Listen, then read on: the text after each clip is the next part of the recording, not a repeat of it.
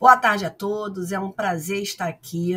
Hoje o nosso foco é um dos elementos mais críticos de qualquer projeto de engenharia, as instalações hidráulicas de água fria em edificações, especificamente falando sobre a reservação, né, de água fria em edificações. Esse tema é a base para a saúde e funcionalidade de qualquer empreendimento. E nosso guia será a ABNT-NBR 5626, na sua versão mais atualizada. Para quem não me conhece, eu sou a professora Raquel Pires, sou engenheira civil e engenheira de segurança do trabalho, alinhada a uma especialização de engenharia sanitária e ambiental e um mestrado na área de ciências ambientais, desenvolvimento local.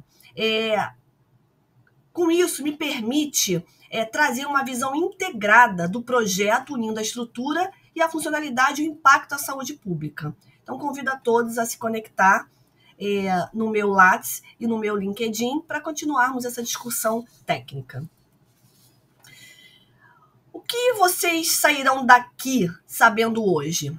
3 pilares essenciais. O primeiro é o dimensionamento, tá? Vocês aprenderão a calcular e a justificar o volume total da água, inclusive o volume da reserva técnica, reserva de incêndio. O segundo é a conformidade. Dominaremos os requisitos do projeto, instalação e também de manutenção que garante o atendimento integral na norma NBR 5626 e a sua última versão de 2020. E por terceiro ponto, a fiscalização, que discutiremos os pontos críticos de inspeção que garante ali que o projeto seja executado com qualidade, com segurança. Lembre-se, nosso papel não é só calcular, é garantir a potabilidade da água até o ponto de consumo. A NBR 5626 é a nossa bíblia para instalações prediais de água fria. O ponto de partida é reconhecer sua importância. Tá? Ela não é apenas uma diretriz, ela não traz apenas os pontos básicos, o embasamento para que a gente possa iniciar um bom projeto. Ela é uma norma de aplicação obrigatória. A responsabilidade do engenheiro é garantir que o sistema não falhe em caso de interrupção no fornecimento. O reservatório, ele garante o abastecimento, a qualidade e a pressão mínima para essa edificação. Todo volume de água reservado tem 2 componentes principais. O primeiro é o volume de consumo.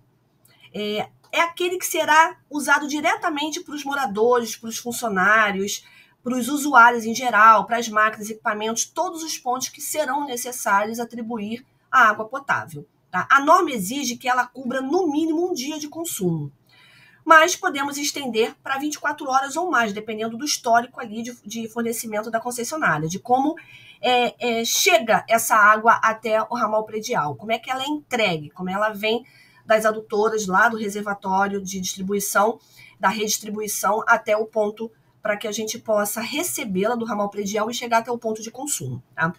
O segundo ponto é o volume de reserva técnica, que a gente chama também de reserva de incêndio. Tá? Esta é a segurança do sistema. É a água que não pode ser usada no dia a dia. É a água que vai ficar ali, que ela garante a reserva técnica para combate a incêndio, tá? O princípio de incêndio. Ou o suprimento mínimo ali para saúde e higiene em emergências. O volume total é a soma desses 2 volumes.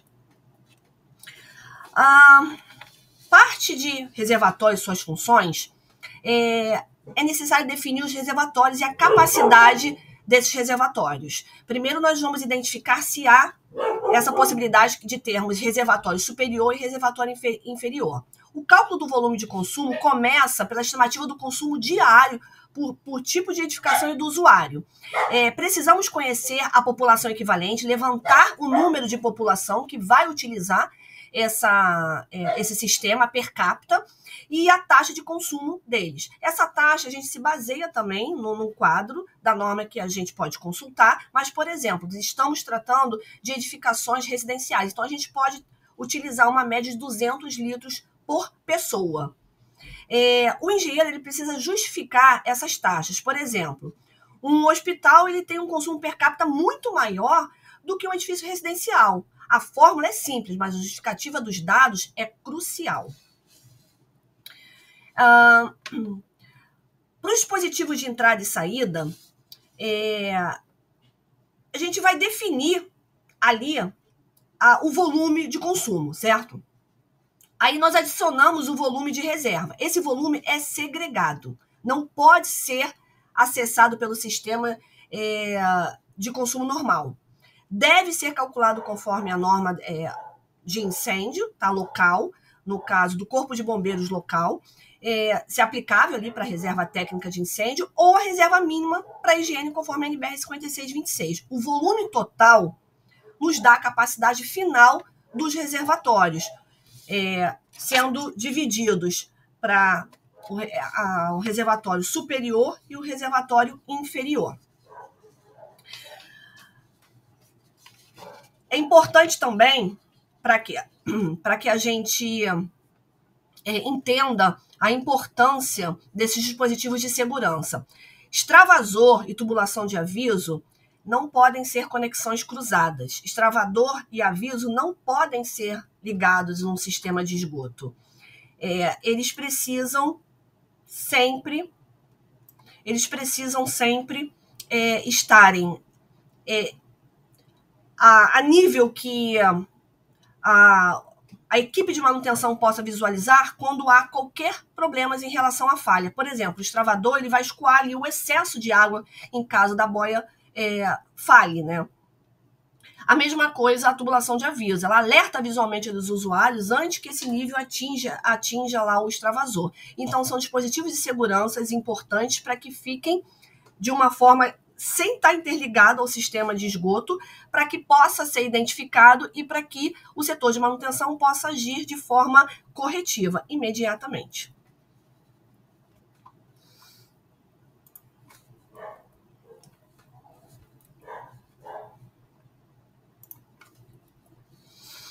O dimensionamento e a fórmula fundamental, a gente precisa levantar, então, portanto, o volume de consumo, a reserva, caso seja identificada a importância de dobrar ou até triplicar essa per capita, e o volume de incêndio. O somatório de tudo, nós vamos ter aí o volume de consumo. É através desse volume de consumo que a gente deve dimensionar 40% para o reservatório superior e 60% do reservatório inferior.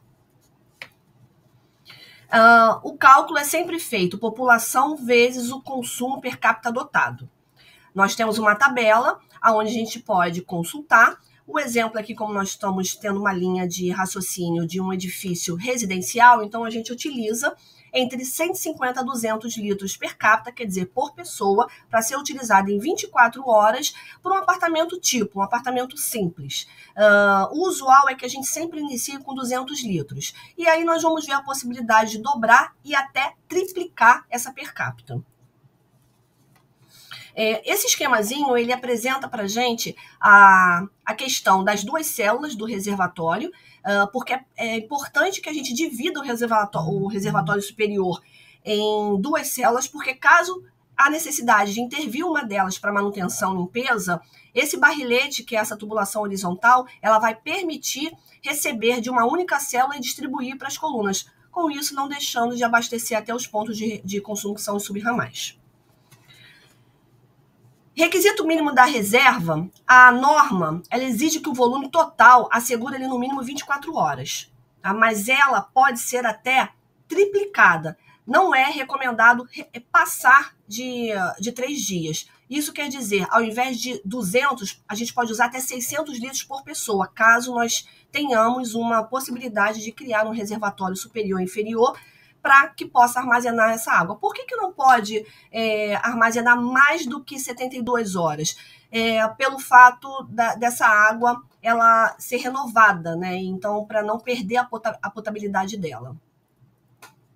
Então, é importante que a gente divida esse consumo sempre, 40% no superior e 60% no inferior, até mesmo porque a gente precisa consultar os projetos complementares voltados a verificar, por exemplo, a parte do projeto estrutural, para ver se suporta ali a quantidade de água, né, volume, peso, e mais o material também do reservatório, por segurança da edificação. Então, sempre o correto é a gente dividir sempre 40 e 60. Complementando aqui, falando sobre escolha do material correto, essa preservação à potabilidade, é importante também mencionar o fato de expensão e manutenção. Tá? O projeto ele precisa ser pensado para manutenção. Esses requisitos de acesso à expensão são inegociáveis. Tá? O reservatório ele precisa ser instalado em um local de fácil acesso e seguro para que a expensão e a limpeza possam ser realizadas. A NBR 5626 exige que a desinfecção e a limpeza sejam realizadas a cada 6 meses. Isso tem que estar claramente atribuído pelo projetista no manual do usuário. Isso é um prazo máximo. Tá? Então, precisa ter uma regra dentro de um manual do usuário para que possa preservar a potabilidade da água.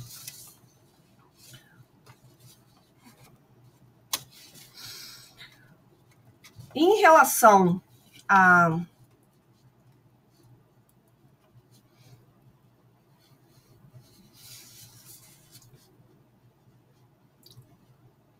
três conexões são críticas, tá? Para que a gente possa resumir e falar sobre essa proteção também contra agentes contaminantes.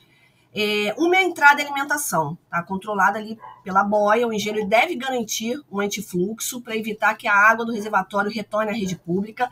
O ladrão extravasor, que a gente também mencionou, sobre a segurança contra o transbordamento, né? O esgoto drenagem, que vai permitir ali o escoamento total da água da limpeza. Aqui, para a gente poder entender a importância da proteção contra agentes contaminantes, aqui entra a nossa responsabilidade sanitária, tá? Precisamos proteger o reservatório contra 2 riscos: a contaminação por agentes externos e a contaminação pelo ar. Então, por exemplo, uma tela anti-incêndio na tubulação de ventilação é frequentemente esquecida na obra, mas é uma porta de entrada para contaminação biológica. Então, o engenheiro deve fiscalizar a sua instalação. A ventilação adequada ali também é essencial para o equilíbrio de pressões, evitando sempre o vácuo que deforme ali o reservatório, mas essa respiração deve ser também sempre protegida. E, por fim, lembrem-se que o reservatório é o coração do sistema hidráulico de qualquer edificação. Projetar, fiscalizar a sua instalação, seguindo rigorosamente a NBR 5626, não é apenas uma tarefa técnica, mas é um ato de responsabilidade com a saúde e segurança, também a longevidade ali dos empreendimentos e também a segurança do usuário. Né? Então, eu agradeço e desejo muito sucesso em seus projetos.